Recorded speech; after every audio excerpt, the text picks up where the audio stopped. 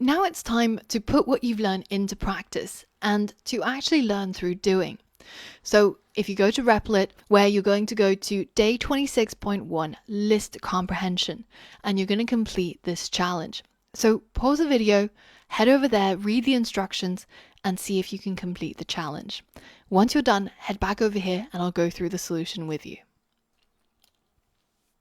All right, so in this case, what we're trying to do is we're taking this list of numbers and we're basically going to write a single line of code here to change it so that we end up with a new list where each number is squared.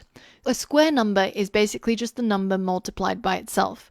So for example, 4 squared is 16, 2 squared is 4, 3 squared is 9.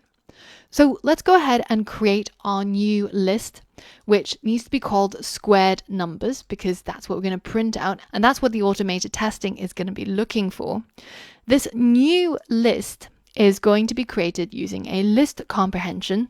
So we're going to use our keyword method. New item for item in list.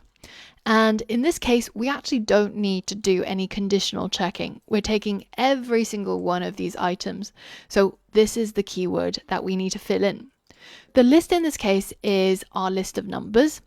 Each of the items, we can call it anything we want, but I'm going to call it num. And this new item is going to be num, so each of the items in that list multiplied by itself. You can either do it like this, which will get you the output that you need. Alternatively, you can use Python's built-in exponents, which is just num multiplied by 2. And this will square that number, which will give you exactly the same results. Now you're ready to head over to the next lesson where we've got another list comprehension exercise.